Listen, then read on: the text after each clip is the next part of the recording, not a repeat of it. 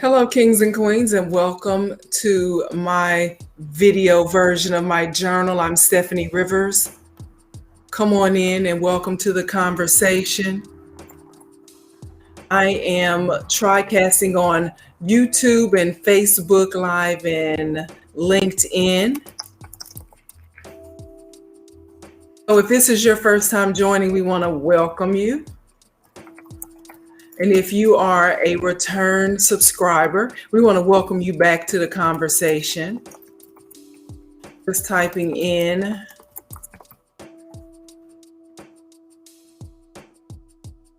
As we allow a few people to come in.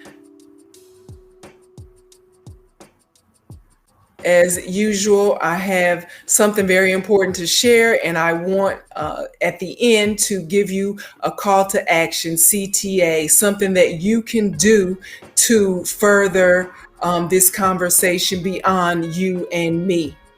So, hope you're liking my intro music. I'm going to fade that on down so we can get ready for this conversation.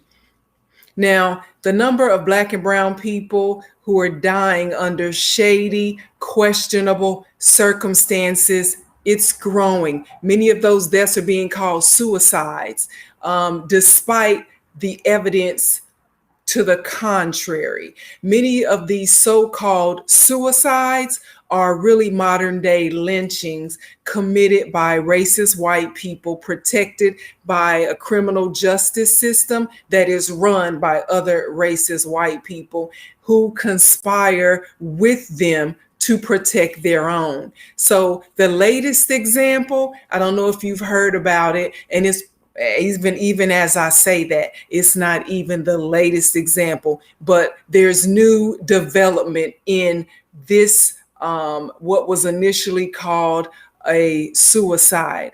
So what we're going to talk about today is the death of Derontae Martin in Missouri. He died by a gunshot wound, a shooting in Fredericktown, Missouri in April 2021. So just 4 months ago. Now his shooting was classified as a suicide. Yet just a few days ago, there was a six-member jury panel that ruled that Derontae Martin's death was not a suicide, that Derontae Martin died by violent means. In other words, he was murdered.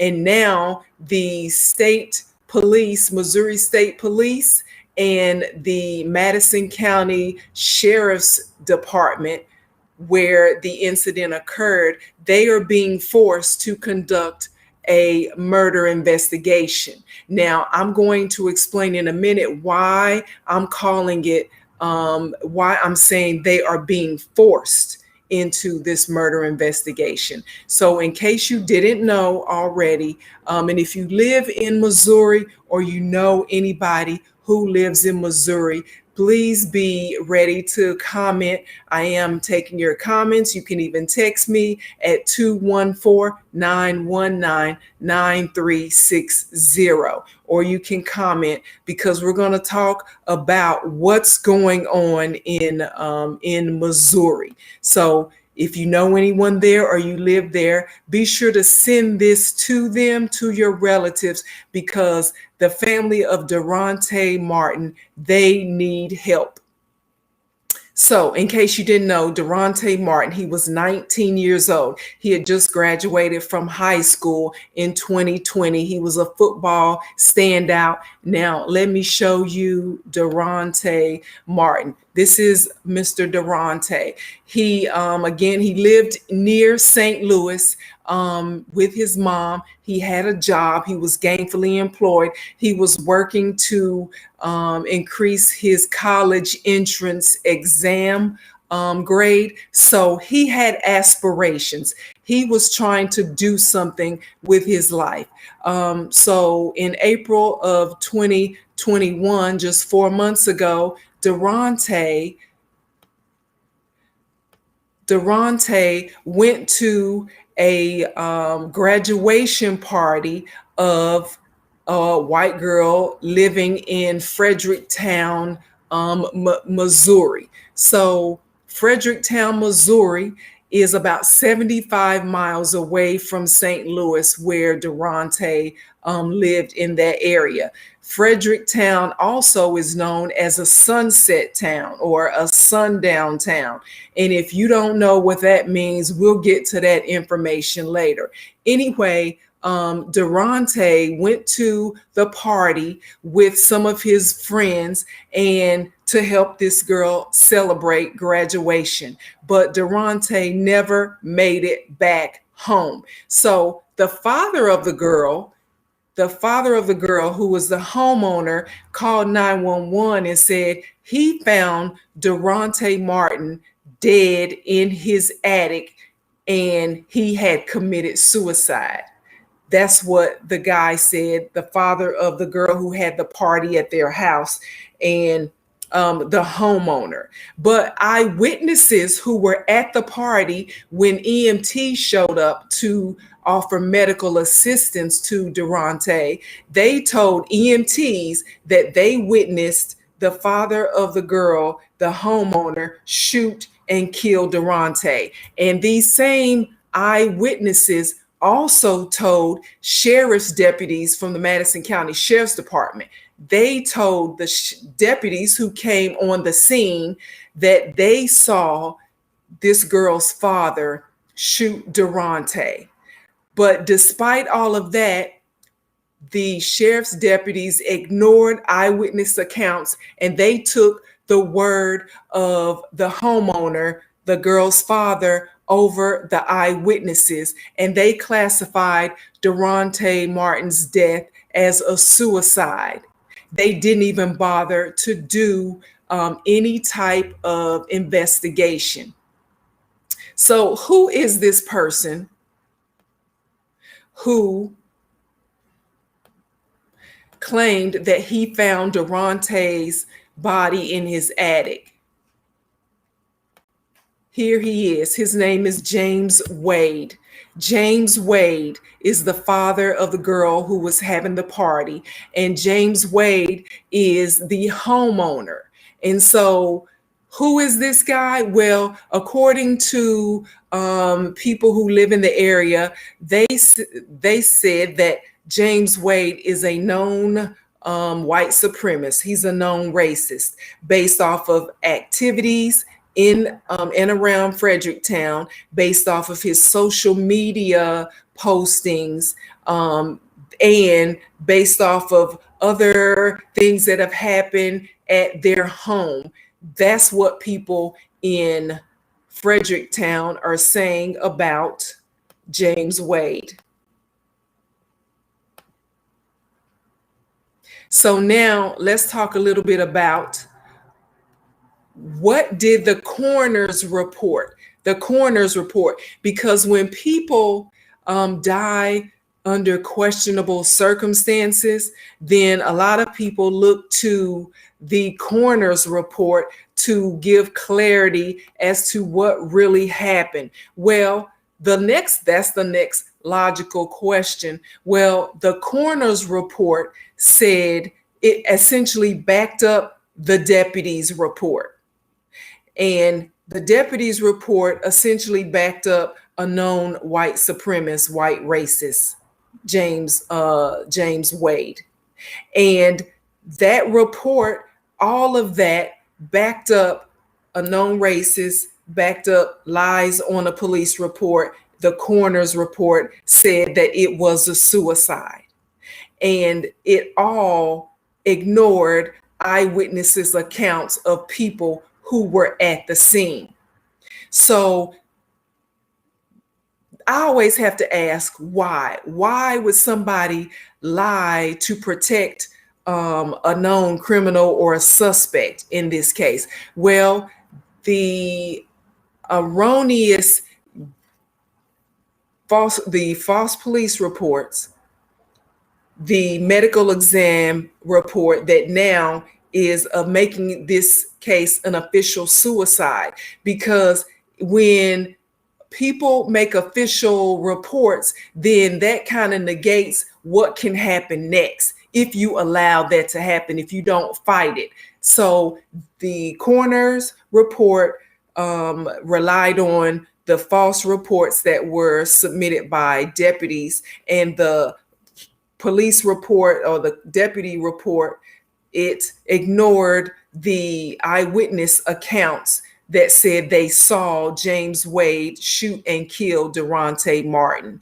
And so now what happens? Why would that happen? Well, now we have to look at Fredericktown, Missouri. Fredericktown, Missouri is it has a population of 3,500 people. 3,500 people are known to live, according to the census, in Fredericktown, Missouri. The demographics are 1% African American, 4% Hispanic Latino, 95% white.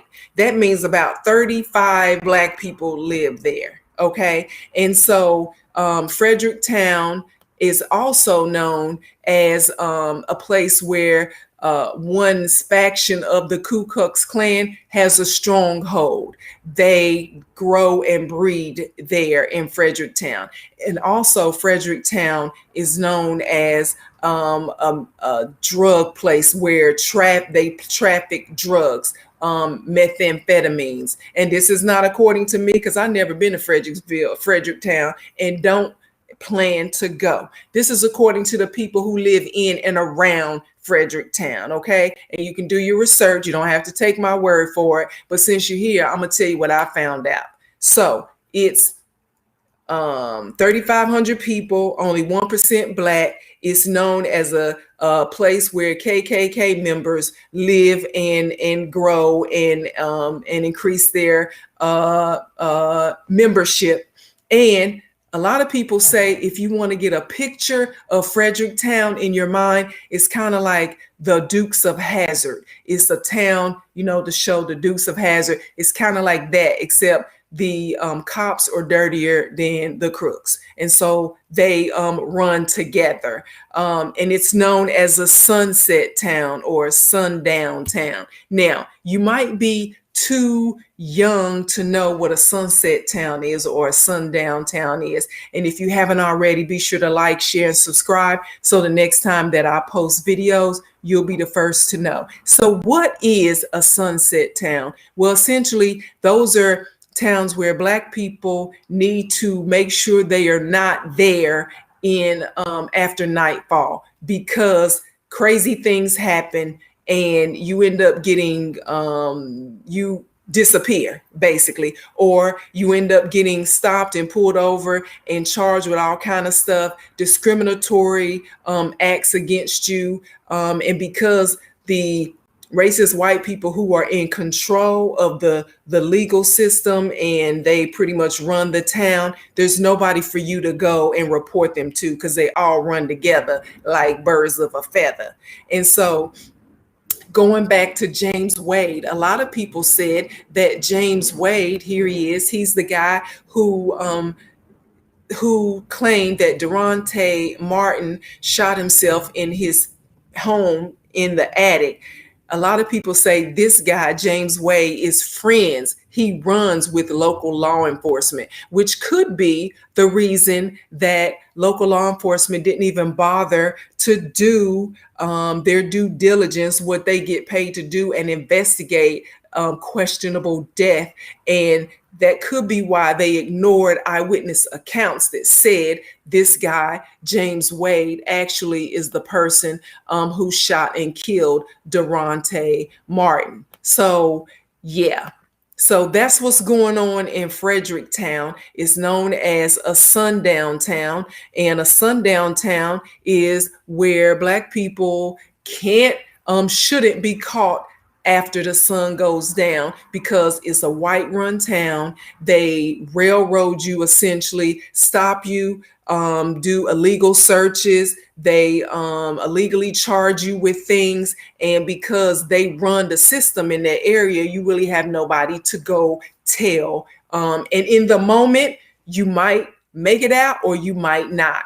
Derontae Martin unfortunately found out the hard way. Now, it's hard to believe that, hard for me to believe in 2021 that there are still sundown towns. Now, you might look at this and say, well, Steffanie, sis, I can believe it. If you live in Missouri or you live in the South, or you just are old enough to realize that some people hand down racism like it's a family heirloom. And so they just keep breeding the same backward retrospective ideologies. And that's why sundown towns still exist. You might be saying that.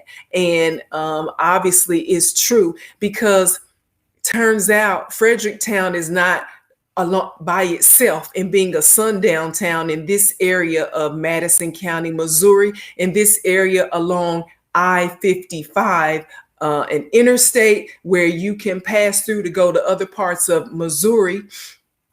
Turns out there are a lot of sundown towns in that area. It's so bad that, in fact, in 2017, the Attorney General of Missouri released a report that said 75% of African Americans, well, 75% of the traffic stops in Missouri happen to be African Americans who were stopped and or searched and or arrested. And so they were warning you, 75% of the stops happening, traffic stops happening in the state of Missouri, were of African American drivers, despite the fact that most of the drug trafficking that they had on file was done by white people. So that means if you have 100 people, 75 of them are African American or black or brown, 25 of them are white people. All of those 75 are going to get stopped and harassed and possibly charged with something. But the 25 white people, they get to go free driving through. But most of them are the ones with the drugs. Okay. So the Attorney General said that. And it just so happened that it apparently has been so bad in Missouri that the state legislature passed a law in 2000 that said every year from 2000 on, the Attorney General has to do a report and release the research on the demographics of traffic stops throughout Missouri. And so that is why in 2017, that information was released. And that information led the NAACP to issue a safety travel alert to all Black people across the United States. And that said, heads up, Black people, if you're driving through Missouri for vacation, or you're going to see your family, or you live in Missouri, chances are you're going to be stopped, you're going to be searched illegally, you might be charged with something. Heads up, you don't need to just be hanging out in Missouri. You might want to go somewhere else. That was what was going on in 2017, just 4 years ago. And I did go to the Attorney General's website a few minutes earlier before I went live, just to see if the 2021 report had come out. And I saw that they had changed the rules on what they plan to report in the annual report. Now, I didn't see the annual report per se. I just saw that the Attorney General's office in Missouri plans to add new information to the driver's report or take away information. I wasn't clear as to what exactly they were going to change. So if you know anybody who lives in Missouri or travels through Missouri, or you in fact live in Missouri and you have some insight on what's going on, or you've been stopped yourself and searched yourself and you felt like it was because it was racial profiling, be sure to let me know. You can reach out to me via feedback on here, or you can text me at 214-919-9360. So again, if you haven't already, be sure to like, share, and subscribe so that when I post new videos, you will be the first to know. So the Attorney General's office, again, is having to do an annual report on drivers being stopped in the state of Missouri. And that's not just because they think everything is great. Those people know something is up. Something is going on, and they know they have an overwhelming issue, and they think they can, if they report it or if they give feedback, put a mirror in front of these people to let them see what they are doing and how they are doing it. Maybe they will get better. But as it stands right now, it seems like Missouri 2021 is just as bad as Mississippi 1960. So, yeah. And I am one of those people, it's like the older I get, the more I realize how evil people can be. The older I get, I always thought that the southern part of the United States was the most racist part of the United States. But it's turning out that because people, as I said, pass on racism like it's a family heirloom, it could be anywhere. You could be in Missouri, you could be in Minnesota, you can be in Mississippi, you can be in Texas, you can be anywhere and still be in fear of your life. So let's get back to the story. Why did Derontae Martin feel it was okay for him to go to this party in a sundown town? We don't know whether he knew that it was a sundown town. Well, he was 19, so let's start there. And as a kid, as a child, children, even though he was of an adult age, officially an adult, he's still a kid, 19 years old. And sometimes kids don't understand the severity. They don't understand what could happen. They think they're invincible. They don't play chess mentally. See, sometimes, most of the time, you got to play mental chess. You got to be 5 steps ahead of what's going on right now, just so you can avoid what could happen if you make the wrong move. So maybe Derontae didn't realize that he was getting himself into that type of situation. He thought, well, I'm with my friends, and even though they're white, they got my back, I got their back, not knowing, according to the reports, that one of those friends, one of those white people in his group, was setting him up because of something that had happened, days earlier or weeks earlier. He had maybe got into an argument with somebody, and they were trying to get him in a situation where he was not around his friends, around his black friends. They was trying to put him in a situation where he was isolated. They was putting him in a situation where if he said hooty hoo, wasn't nobody gonna come to his defense. They put him in a situation. And sometimes, all the time, Black people, you got to look ahead. Like I said, you got to play mental chess, and you have to be 5 steps ahead of what's going on right now. And you might work with this person. You might live next door to this person. You might have known this person all your life. They are a childhood friend. But bottom line is, your life, it could be on the line if you make the wrong move, or if you get in a situation where you don't have backup and all you can depend on is that white friend. You got to ask yourself, do you really want to put your life on the line depending on anybody? You got to look and be mentally aware of what's going on. My mama calls it keep your head on a swivel. And so maybe that was what was going on with Derontae that night. He didn't have his head on a swivel. He thought he was in the company of people who would have his back and help him if he needed it. And turns out he never made it home. And in fact, the coroner's report, the initial coroner's report, said that called it a suicide, said Derontae had drugs in his system.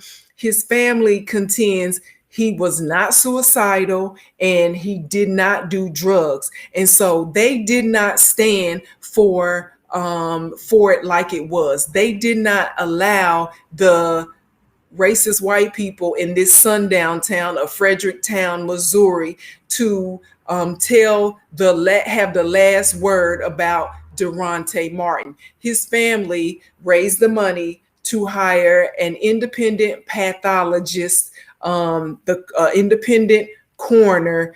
They to conduct an independent autopsy on Derontae. And you know what that independent report showed, family? It showed that it was not a suicide, because if it was a suicide, there would have been telltale signs. According to this second independent autopsy, it's called a coroner's inquest. According to this, there were no gunpowder wounds on Derontae, because if you shoot yourself, then the gunpowder would be close enough where it would be a gunpowder wound. There was none. And, certain other things like, what hand did you use? Your hand should be a handprint on the weapon. Also, it was revealed that Derontae's, one of his arms was in a sling. Now, I don't know if it was the arm that he was his dominant hand, but one of his hands was in a sling, which is another indication that he would have not been committing suicide, because with a weapon, I think they said it was, I don't know what caliber, but if it was a heavier weapon or even a lighter weapon, the recoil, if you shoot a gun, because I have a LTC, license to carry, and I don't just carry the license, and that's all I'm gonna say about that. When you have that recoil and you only using one hand and you call yourself trying to commit suicide, things don't line up. Anyway, this independent pathologist report said it was not a suicide, and the six panel jury, it kind of sounds like it was kind of like the 6-panel jury came along with the coroner's inquest that the family had to pay for on their own. So when you challenge the county coroner's report, it comes along with the independent coroner's report and a panel that takes all that into consideration. This panel looked at the independent coroner's report. They also looked at or had access to or spoke to the eyewitnesses who were there at the time, who said they saw James Wade shoot Derontae Martin. And they looked at all the other evidence, the fact that the deputies did not even bother to put in the police report about the testimony from the people. The deputy said, oh, it wasn't there. Even though they said they saw the shooting, it was not consistent. Now that sounds like friends of James Wade. How consistent does it need to be for you to do an investigation? They said they saw the man shoot the 19-year-old. So why would you just discount everything that they said? Because birds of a feather, racist feathers flock together. So having gotten all that information, this new panel, they went and they said, well, you know what? We are now going to mandate that the Missouri State Police do an investigation, because this shows that Derontae Martin's death was by violent means. In other words, he was murdered. Now, I know there's going to be some people who are going to look at this video and say, well, Steffanie, that doesn't mean that he was murdered. Maybe it was self-defense that he was shot and killed. Maybe it was an accident. Well, here's the thing. When the police showed up, when the deputy showed up, why didn't the person who shot him say it was an accident or that it was self-defense. Because especially if these deputies are your friends, James Wade, why wouldn't you say that? Because I'm sure they would have taken your word for it at that point as well. But no, he didn't say that because it didn't happen, because he lied, because he wanted to absolve himself from being there altogether, because he know he shot the 19-year-old. So at some point, the I expect, and hopefully the people of Missouri and the parents and the family of Derontae Martin, I know, expect for James Wade, this dude, to be arrested and charged with murder. And so if you know where James Wade is, you need to let the proper authorities know where he is, because before he flees, and before he comes up with some other news story, he needs to be charged with murder and held accountable for that. So if you haven't already, be sure to like, share, and subscribe so that the next time that I post new videos, you will be the first to know.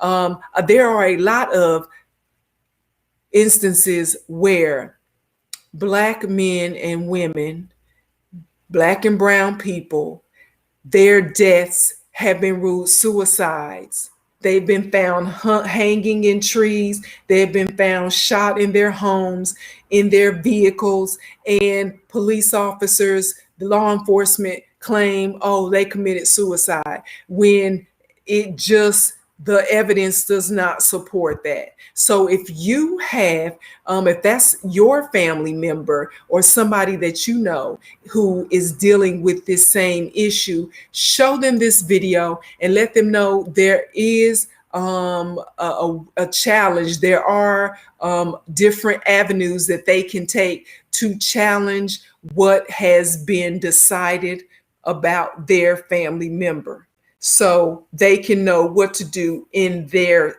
state. And especially if you live in Missouri, here's what I want you to do, family. I want you to take the time in the next 72 hours to call the Attorney General's office in Missouri, the regional office in St. Louis. That number is 314-340-6816. 314-340-6816. I want you to take the time out to call that number and let them know you want justice for Derontae Martin and his family. Now, at this point, the Missouri State Police are supposed to be conducting a murder, an investigation, and the Madison County Sheriff's Department is supposed to be conducting an investigation into the death of Derontae Martin. But at this point, we don't believe that the Madison County Sheriff's Department is going to be thorough and transparent in anything that they do, because had that opportunity has come and gone when they should have done what they were supposed to do. But they took the word of the suspect and classified the death of this young man as a suicide, when the evidence showed and eyewitness testimony said it was a homicide. So we want you to, let's do our part, because if it was our family member in that position, we would want somebody to speak up for us. So that's what we need to do. And while we're at it, let's get an update on Amber Geiger and her appeal to get released from prison. You know, Amber Geiger is the police officer, the former disgraced Dallas police officer who entered the home of Botham John and shot and killed him, and then claimed, oh, I thought this was my house, my apartment, because she lived upstairs or downstairs or something. The story makes no sense, and this sounds like some type of initiation thing to me. She can't have been that stupid, that distracted, that she walked in, but here we are, a man is dead. Now, what Amber Geiger did was, after being in prison for less than a year, she filed an appeal saying that she wanted her conviction for murder to be changed to something else. And that something else would have allowed her to get released, because then the amount of time that she had spent in prison would have been enough for her to be released. But an appeals court said, "Now, homegirl, sit on down with your orange jumpsuit and do your time." And that's what they should have said. And so just a few days ago, she got the news that she will be spending more time in prison. I think she only got 12 years or something. And she probably gonna have to do half of that. But of course, she claimed she was so remorseful, cried Becky tears, got what she got, and then once she got in prison, started scheming to get out, because that's what they do. So she was unsuccessful in her appeal to get out of prison. So we are glad that the justice system is at least holding her to what she has already been convicted of and sentenced to. So there you go. So to find out more about the things that I care about, go to the written version of my journal. It's at eurweb.com. Thanks, and you have a super